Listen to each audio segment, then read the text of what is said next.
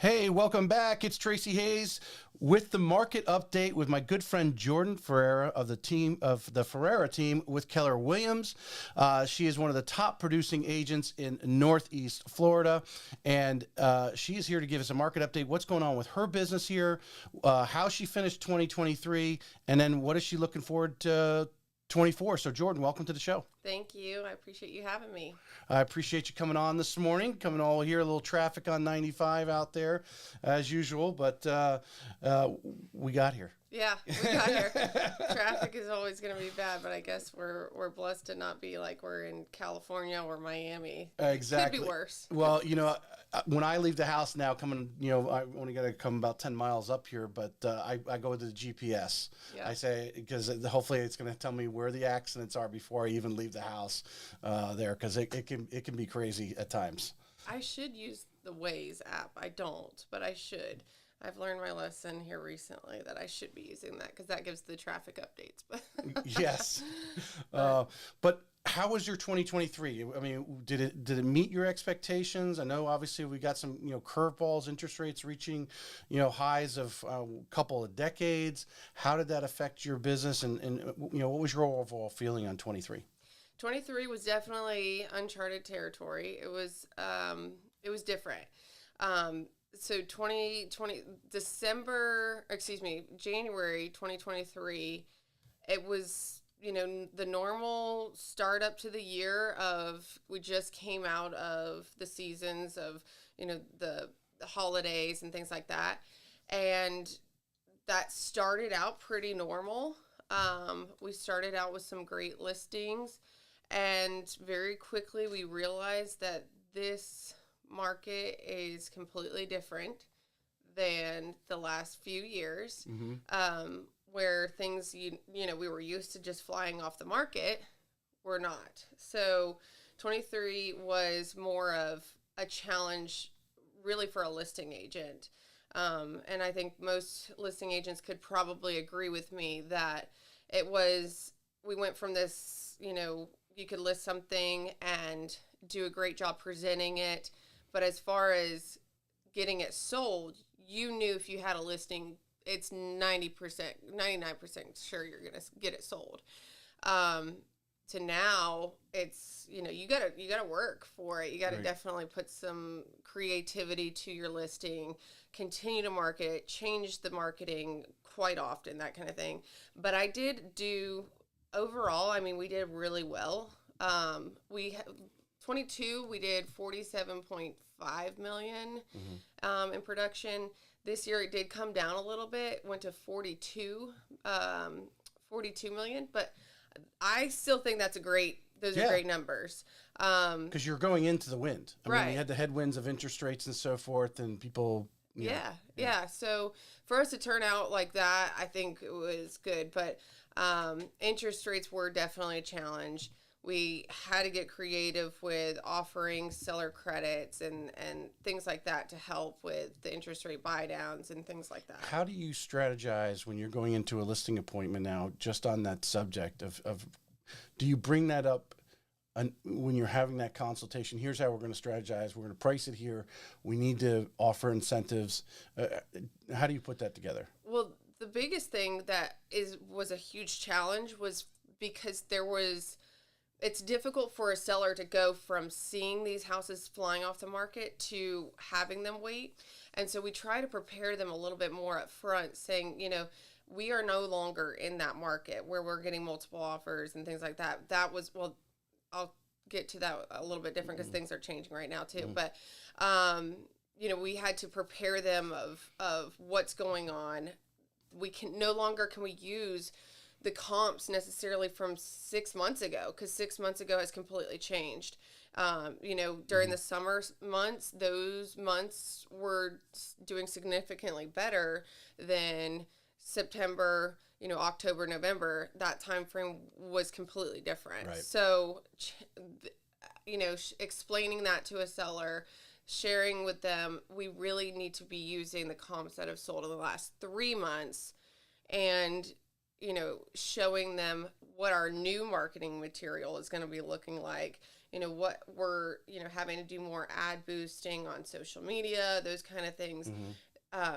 I actually, it's funny because whenever someone's in a down market or they're a little bit slower, people tend to, back off on their marketing and hold tight to their funds. I am more of a risk taker, and I love to invest more during that time because I feel like it will grow my business. So that's exactly what I did. So I actually, changed my marketing completely, where I put an extra couple grand into my marketing per month versus taking that away. So definitely. Have you seen that? Because obviously that takes time before you see it return. Oh, significantly, yes. And we monitor those things, like the impressions that we get. We're really good about making sure that the things that we're putting out there, we're getting a good return on that investment. And if we're not, we'd like to change it up, quite often. The buy downs, because obviously, your biggest competitor is new construction. Oh, They have inventory. Right. So from a lending side, and I know you work with a top lender in town, are you strategizing with that seller? Hey, we need to put the extra funds so we can cut them back, because appraisals aren't having a problem. We're not having a problem with appraisals. At least no one's saying too many coming in short. But make sure we're building that incentive and advertise that home up front with the incentive. Yes, and we were doing that quite often with the interest rate buy down, just so that we can share with them that this is something you could potentially afford. We're trying to wrap that into the price up front, and I think that was important because and oddly enough, we didn't really have a ton of people using that. We had a lot of people lowering the price, and it was just a different approach. They didn't take your advice. Yeah. So instead of using like the interest rate buy down, they really wanted that price down. But I guess that's just a different perspective of things. Like, oh, I'm getting a deal versus long-term wise, because they think perception versus reality. Right. Oh, I'll just refinance it later. Right. Which, I get that. I definitely get that. Right.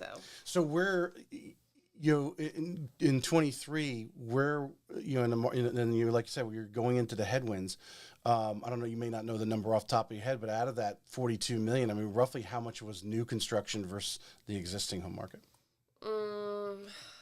Let's see. I don't know the exact number off the top of my head, but I would say, if I had to guess, maybe a very small percentage, maybe 10%. Wow. And I only say, maybe a little more than that, but the only reason why I say that is because, unfortunately, builders have shown their butts. So they have bad reputations right now. Right. And that's unfortunate for people building, but it is. It's. Well, 2 years ago, they didn't want to even talk to you. Right. They were finding ways to kick you out. I heard of a scrupulous deal. The preferred real estate agent came from a site agent recently. That's a story. But 2 years ago, they didn't want to even talk to you. Right. But last week they're all at the RE Bar Camp. Oh right? yeah, they're swooping in left and right. But the bad part is, they really started slacking on their quality of homes. When they started skyrocketing their sales and they were just putting house after house after house, the quality of the home was so bad, and we would have to go through these walkthroughs, and they would force these buyers to go to closing when they're not. Their stuff has blue tape everywhere. They've got stuff left undone, and it felt like just a trap for them, and it made us look bad as realtors because there's nothing we can do. They're forcing them per their contract to close. It was extremely frustrating. So in that, gosh, I would. Yeah. So that's why we love builders, and they pay, closing costs. It's great. But at the same time, sometimes it's not the best route. Right. So. Right. Well, yeah, some of the incentives they're putting on for you guys to bring people to them now are out of control. And I realize, they're in it to make money. I mean, that's what they do. But, there's some great companies out there that still put out a great product because they put the time and the schedule in, and I realize it's a mess. You got stuff coming from every different direction, appliances, the painters and all these things you got to coordinate. But it's not like they just started this yesterday. Right. I mean, why they haven't kind of mastered the plan and then put out that finished product like you're saying. So someone brags about it and says, hey, you need to move in my community and you need to buy XYZ builder's home because they just they're the cat's meow, right? Yeah. So, the cat's meow. Yeah. I love that. Yeah, that's definitely true. There are definitely, don't get me wrong. I don't, I love there are certain builders that I really do adore that they're doing a great job. But there's other ones that are not. I wish you just would do a consistent marketing campaign. Right. Not wait till, it's tough. Now let's go out and kiss the tails of all the agents. Right. Let's just do that consistently. Yeah. And the fact that to hear the animosity sometimes between site agents / the builders backing them up, trying to push agents out of deals and that sort of thing when they should be welcoming them in. Right.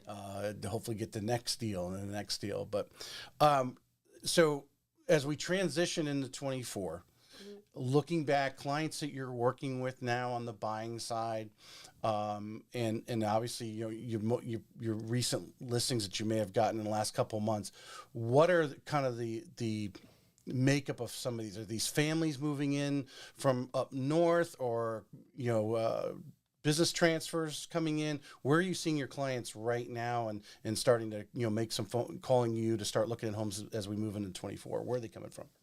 So I definitely still get a lot of just local referrals. Here recently, it's really been either downsizing or they want to just relocate locally, like they're within the area and they just want to change the house. And it's either because they are adding a family member, they're having a baby, that kind of thing. But I still am getting people moving down south to Florida. So that is definitely still happening. It's not as much, whereas, it felt like almost every other buyer that we had was coming in from, California, New York, all of those things. Right. And now it's not so common, but it's still happening. You think the interest rates slowed that migration a little bit? For sure. And we have been strong on listings more than we have with buyers here recently. And I think the biggest reason for that, obviously, is because of the interest rates. So, there's obviously, numbers and facts that can prove that, that buyers kind of backed off a little bit with it, being the market that it was with the interest rates. But I will tell you that 2024 has started out pretty strong with buyers. So people calling you, and they're starting to look. Cause some of these are not finding their houses in a week. They're taking months. They're taking months, yeah. And they're entering back in the market. Obviously, the interest rates are starting to lower down. Hopefully, that continues. It's from what I've been reading, I guess that's supposed to continue. They're not supposed to go up. So hopefully that happens. I don't have a crystal ball, but. I listen to Bloomberg behind you I have it on every morning, and there's different opinions. You have to kind of translate what's a sound bite because someone's trying to get someone to say, hey, and you want to be, that's positive for our market, right? Interest rates drop, more people, hopefully going to buy. Obviously, there'll be some refinancing for those who took higher interest rates over the last 12, 18 months or so, type of thing. So from a mortgage standpoint, that will happen. But I'm I'm wait and see personally because I'm hearing, the Fed says something, but then the Philadelphia, president or whatever, he's of the Fed, of the Philadelphia Fed, he's saying, well, we're watching inflation, and are we really getting the right numbers? Right. You're hearing people grumble because I think, we're in a little pocket here, right, in Northeast Florida. We're in demand and so forth, which you were talking a little bit about the makeup of your clients because you're different than a lot of agents. because you as you say, an Orange Parkian, you were born and raised there, went to high school there, you know, a lot of people, your family was there and your sister was there till recently moving away, but that's where a good core of your business. Tell us some things that you're doing to stay top of mind. And one thing I love is the fact that you do a lot of video, and your Instagram. You try to regularly do that. As much as you can, I would imagine. Oh yeah. But what are some of the other things that you do that are getting you return on investment from that huge circle of influence? Maybe someone who's never worked with you before, but you're staying top of mind. So when they do know somebody, they are saying, "Hey, you need to call Jordan." Yeah, I mean, honestly, just staying present on social media like Facebook and Instagram, those are so key. I had someone actually say that the other day. They said, I'm getting ready to list some land, and the only person I'm thinking of, even though I probably know other realtors, the only person I see that's actually doing it or present on Facebook and social media is you. And I'm like, well, that's not true. That's not true at all. But that might be the case. Well, you are him. in the upper echelon. Don't take that away from yourself. At $40-something million with you and Lindsay, and that's nothing to discount. We try to. We want to get better. To be honest with you, Sarah Rocco actually is one of those people that she would put on a video so often. And with her recent passing, we've done a couple of things of like making our goals of like trying to be more Sarah minded. And one of them was creating more content and putting more content out there. She was amazing at that. And then, trying to be more in the office. When we moved to Keller Williams, we were so used to being at Coldwell Banker, 5 minutes away from our office. Now we've got a 45-minute drive. So it's easy to just stay in Clay County and doing our own thing there, building our appointments, doing our own thing, and not being in the office. But 2024, we've had a goal that we're going to do Tuesdays and Thursdays in the office, make sure that we're there so that we can get some of our back office work done, stay focused on some things to be planning, be productive, all those kind of things. And that's, going to grow our business even more. You do a lot of content in the car, though. I see you a lot of times. I shouldn't. I shouldn't. But I think as realtors, we all do quite a bit of work in the car. But yes, we definitely do that. But we're trying to just build our business as much as possible in the right manner, so we can continue to have people coming back to us. Which, going back to that, I think our biggest driver for business right now is probably people just continuously coming back to us. Like, we have a lot of full circle people that come, they buy with us, they sell with us, they buy with us, they sell with us.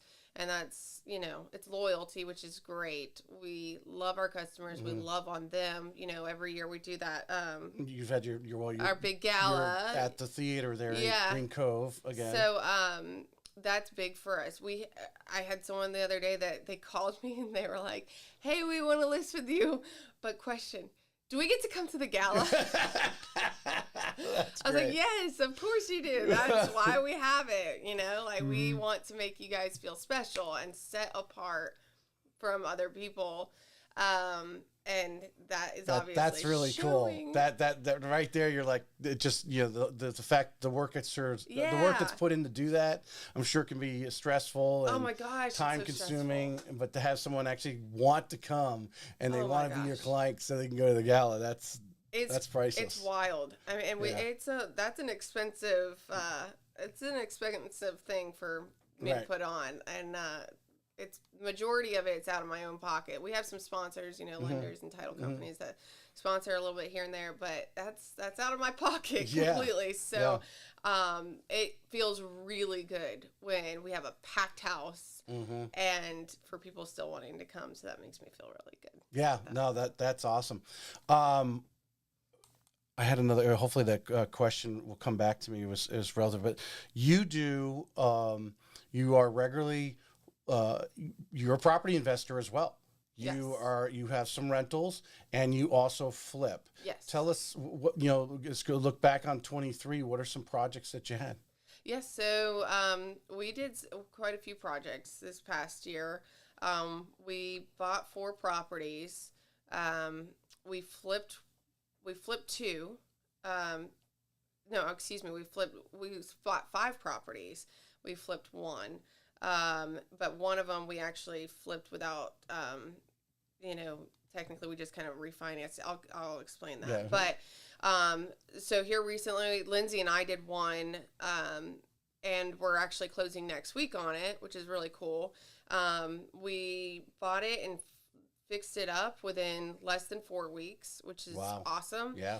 I will tell anyone, if you want to get into buying and selling real estate, like flipping it and being an investor, anyone can do it as long as you have a creative mind and you're not jumping into it blind. If you want to get into it, make sure you have someone that has done it before that can kind of mentor you. But I mean, I have people right now, just because of that video that I put out here recently, that have been coming to me and say, "Hey, I really want to do this. Let's go to lunch. Let's talk about this." And I encourage that to people because there is a huge opportunity of things out there. So just like I've just learned this past year on, buying foreclosures from the auction, and that's awesome. There's so much to that, but the biggest thing is that because there's a scare factor there, you do have to have a good title company that can run the title and make sure that there's no major clouds on the title that you would be, collecting with that property. Because it all happens so fast. You have to have all of that prepared, done, ready to go before you actually buy that property. But going back to this flip with Lindsay, I'll share numbers. I don't care. I don't think Lindsay would care, but we bought it for $235. We got multiple offers on it. We listed it at $239.9, and we went actually up to two. Or did I say two? I meant three. Yeah, $339.9. Sorry, okay. Excuse me. So about $105 grand. And we actually went up to $346 because of the escalatory addendums that came along with it. So Sweet. really cool. What kind of work did you put into it? We did. I think it was a total of $35,000 and work. So, there's, you can figure out the math there, but, of course we have closing costs and things like that, but being realtors, that kind of cuts down on that significantly. But I share that just because. Well, it only took you a month to. Yeah, absolutely. So in a month to turn that quickly. And the key thing is having people that will do the work, that they're going to show up. You line them up. Like as soon as we get in the inspection period and we know that we're moving forward with that property, we go ahead and order the cabinets, we order the granite or the quartz countertops. We start buying the things. There's a front door place that you can get a front door for $300. Things like that. You have to be creative. And the way about it, there's a way about it. You have to do it strategically. But if you want to make the most profit, there's a way to do it correctly. And that's where you really have to have a mentor to show you. How much sweat equity did you guys put into the house? I mean, Lindsay's husband, Sean, he did quite a bit of, sweat on that one. Yeah. He did the landscaping, he put in the lighting and that kind of thing. But we do have good contractors that did the flooring, the painting, electrical, stuff like that were awesome. Right. So I would say, a total of maybe a week's worth of our own, being Getting on there, site, taking a few hours here and there when you have time to get over and knock out the little things that you can do. Right. How do you, because you've done several now, I don't know what the number is, but just talking to you at different times and watching your videos, talking about flipping. There's a little bit of project management involved when you have a flip because you have these different contractors coming in at different times. Yes. When do you want to put the floor in, but you want to paint first and that kind of thing? How do you coordinate that? So that is really, it's actually project to project. So we did one that the flooring actually would have worked. It needed to work out that the flooring needed to go in before the painting, which is rare. You usually do painting then floor. But this one specifically, we needed to do the flooring because we were putting in brand new kitchen cabinets. So we needed to put in the kitchen cabinets, but the only way to put in the kitchen cabinets is if the flooring were in. So you got to put the flooring in. How's that related? Explain that one to me. Okay, so you have to have the flooring down because you don't want the flooring to just butt up to your kitchen cabinet. Oh, right? okay. Floor all the way to the floor. That makes sense. Yes. I'm thinking above. The lower cabinet. So Yeah. the flooring needs to be underneath your kitchen cabinets. Yeah. And then the appliances can go in that. But then you have someone come in, they paint, and then they'll cover all the floors and that kind of thing. Mm-hmm. But that was our duplex. So we did a duplex. Lindsay did a separate duplex from me and Chris. Chris and I did a duplex on our own. We rented it out. I mean, we have great numbers on that one too. Mm-hmm. I don't really mind sharing them. To be honest, that's you. If you want to share, we bought it for $400,000. Mm-hmm. We did quite a bit of work on that one. We did probably about $80,000 of work on that one. It was a doozy. Well, you was a duplex, so you had two kitchens, two of everything. Mm-hmm. But so we did about $80,000 worth of work there. But we have a mortgage on that property, so our mortgage is $2,600 a month. We get $2,500 each side. Nice. So that's huge. That's huge. I mean, a huge profit each month. Yeah. So that is significant. We will keep that property forever, I'm sure. Yeah. Well, wouldn't you say? I mean, anywhere you can find a multi-family home is gold. Gold, especially at the beach. That one's 5 minutes from the beach. Yeah. We're buying one right now over on 2nd Avenue. And that one's a beach duplex as well. It's smaller, so it'll be less rent, but it will be a great property. We're actually going to do, for the first time ever, an Airbnb on one side. So we're going to test the waters and see how that goes. Mm-hmm. But we're going to do Airbnb on one side and then a long-term lease on the other side. Long-term lease is just going to protect us, because we eventually will refi it, and we'll have a mortgage on it eventually. Right. And so we want to make sure that unit pays for our mortgage. Right. And then anything on the left side, we will just go ahead and that'll be our profit. With the current market conditions right now, obviously interest rates up. So those who need to borrow money against it, the cash flow is not necessarily there. But would you agree with me that, hey, if you can break even, it'll be very close to what the mortgage is right now, based on where the rates are. Sure.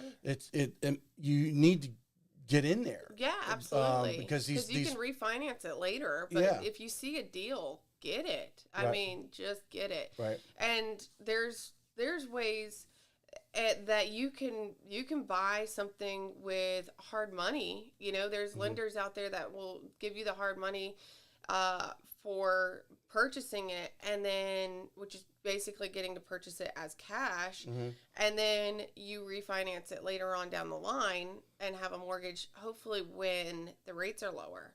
But what I will tell you is, if you get break even, or maybe a $300 profit margin, it's still significantly, I mean, it's great, because long term wise, you will have this rent's not going to go down. Right.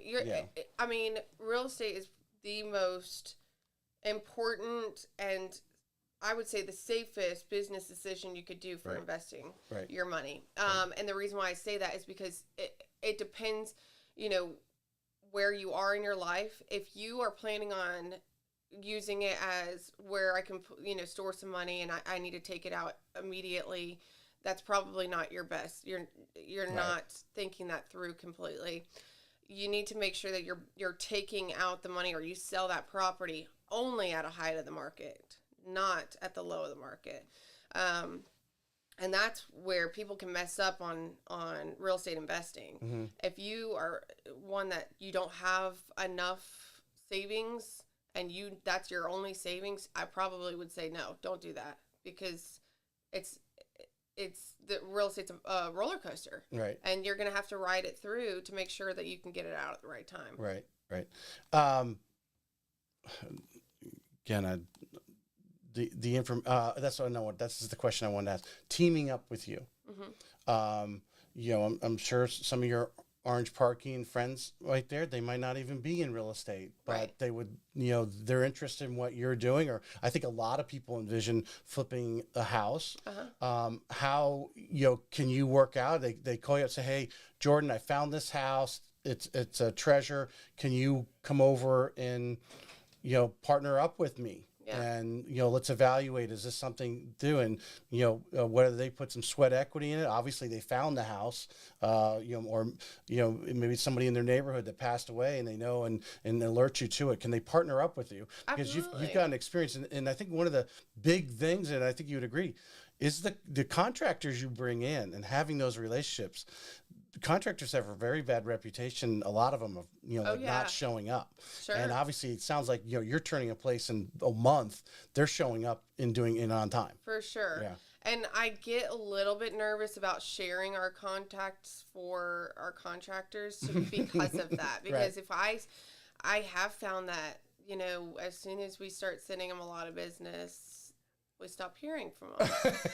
Yes. Which kind of stinks. It's Right. majorly stinks because then when we're in a pinch, we need them. But so we kind of that's probably the only thing I won't really share is like my contacts because I feel like and there's a few that I will, but there's just some that are just You have some frank conversations though with some of them. I imagine it's like, I'm going to send you this, but I'm still number one. I get I get a little nervous. I'm like, okay, bud, I'm going to send you some business, but remember humble yourself and remember Right. where you came from.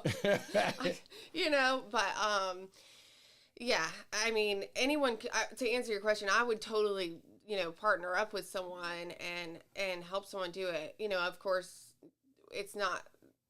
I'm gonna if I'm gonna help someone, I want to be able to sell the house if they're gonna flip it. So I want to make sure that that. Well, you're cutting them in on the deal one way or another. Right. They can make, depending on how large of a profit margin you're able to turn and get it. They're even just finding you the house. Right. Being the hound dog out there that finds that house, Yeah. that's a treasure, and coming to some agreement where you're going to cut them, a certain amount. I mean, it's a nice return for just finding a house. Yeah, it's thousands of dollars. I definitely have a lot of people that are reaching out to me about that here recently. So I encourage them. I think it's a great way to get into investing your money, making it grow your wealth. And there's a lot of people that are just nervous Nellies about it, and There's a lot of moving parts. I mean, There like are. you said, you got to have those relationships with those contractors. I think that's one of the biggest things is having the relationships with contractors. But I think the other fear is too, you're like, oh, yeah, if I put all the work, is it going to sell? But you've been doing this long enough. You know what that house is going to sell for. Right. If the numbers are too close together and there's a chance that it wouldn't, I would not take that chance. Right. You need to find something that the numbers are really, really good so that you're not. Do you find, I mean, you probably talk to people all the time about flipping just in conversations at socials or whatever, that kind of thing. People not in our industry.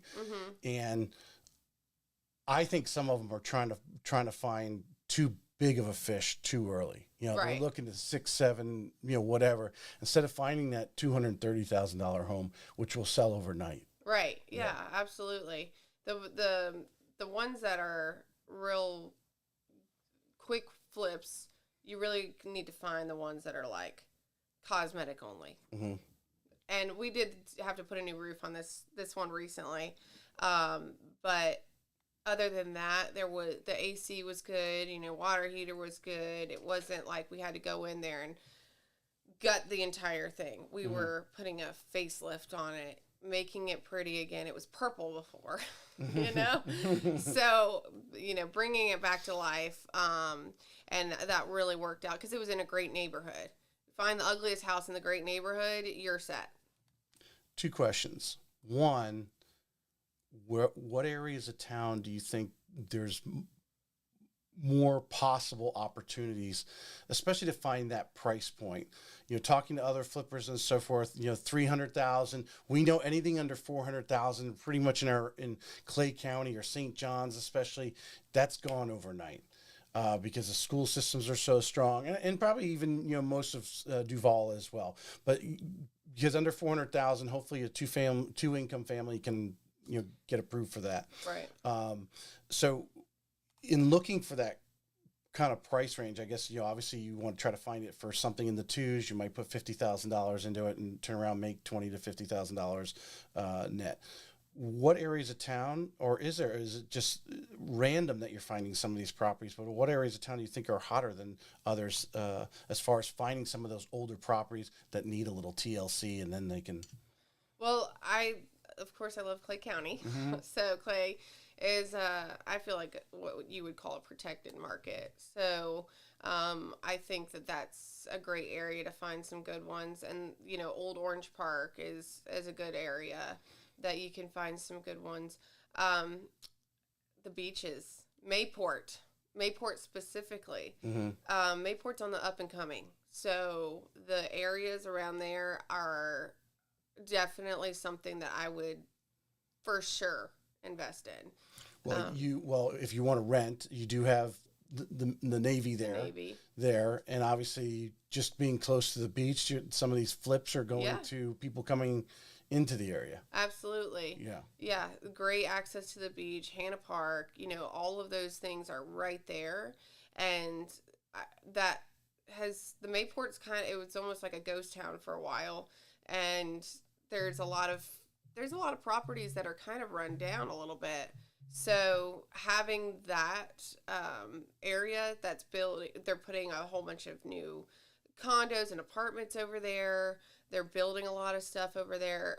The new expressways that are coming around there in that area are really just bringing a lot of life to Mayport. So, I mean, of course, Jacksonville's growing every day. We have tons of areas that are growing, but I feel like Mayport, Atlantic Beach, and Clay County would be my go-to spots for investment. I want to finish with this because it's been a topic of conversation I've had quite a bit with a lot of different people, but insurance, becoming a challenge, and especially if you're going in and flipping, like you said, it brought to my mind when you said you had to change the roof. Right. When you're going out and looking at these houses, a lot of these insurance, it's over 10 years, it could be fine. They're telling you, they want the roof replaced. Yeah. The water heater.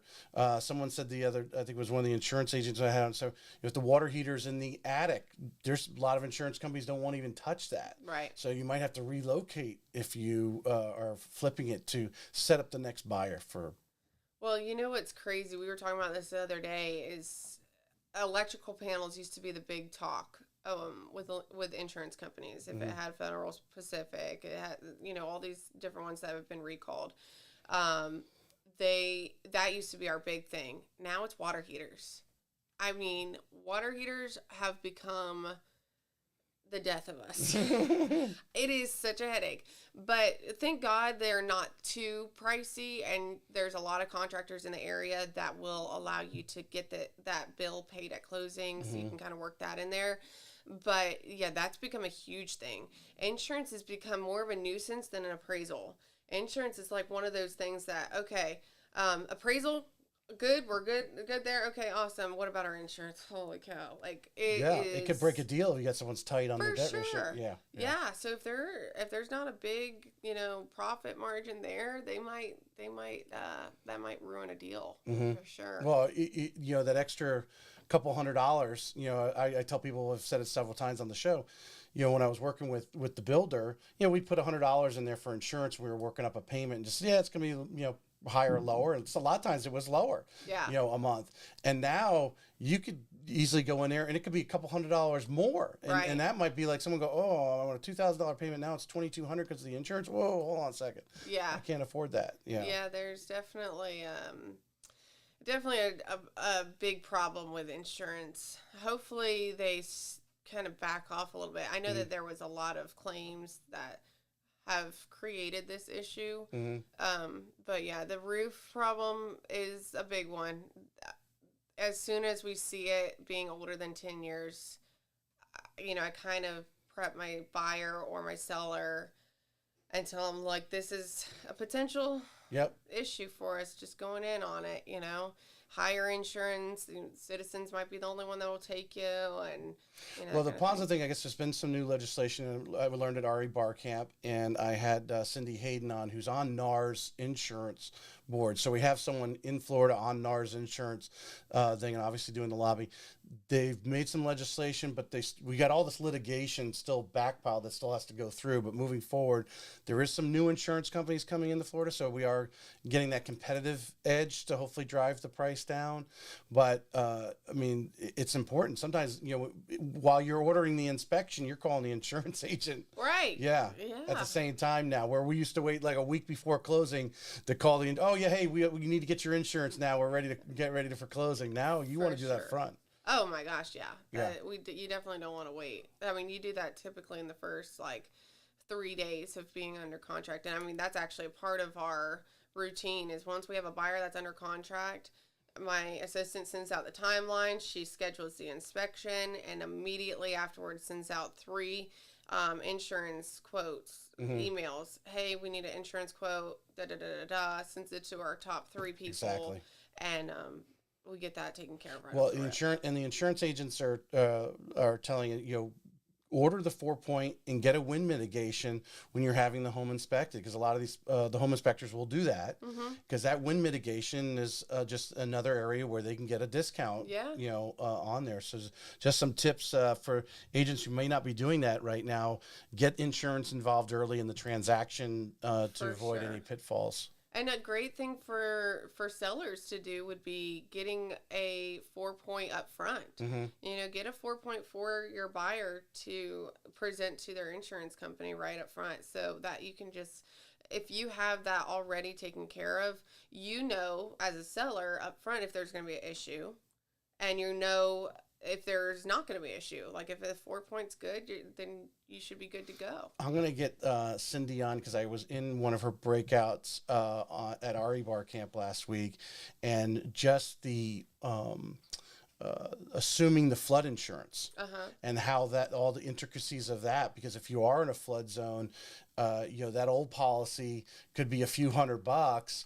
And if you just let that go, and then the customer goes and gets their own policy, it could be a few $1,000s, or $5,000 or $6,000. It's $500 a month. All of a sudden, it changes your payment. Yeah, that definitely is a big deal. But here recently, and I don't know really the terms of why this happened, but they weren't able to assume the seller's flood insurance policy, and I don't know why that was. But I'm curious to know why you can and why you can't, what terms you can, and that kind of thing. I'm gonna try to. I told Cindy I wanted to have her come on, like this is where we can just, she's over in Tampa though, just virtually, but do 30-minute segments, because I think that's a huge. It's one thing we can't control the interest rates or whatever, but we can be proactive in the insurance. And the one tip that she did give that I think is priceless was, get the deck page, the insurance deck page from the current owners, and share with the new insurance company, because they can go through that deck page and find things in there that they might be able to bring over and soften the blow. Oh, that's good to know. Yeah. Especially on the flood. But whatever's on that deck, I summed it down to that. Bottom line is, get the deck page, share it with the new insurance company. Hopefully they can find something in there to save you a few bucks. But Jordan, I appreciate you coming on today. Absolutely. We went a little longer than normal, but I think it was some good information all the way through. For sure. And I'm going to send you the raw footage, so if you guys want to cut it up. Okay. I'll cut some of it up, but I'm sure you'll find some clips in there to put in your content. Well, thank you. I appreciate you having me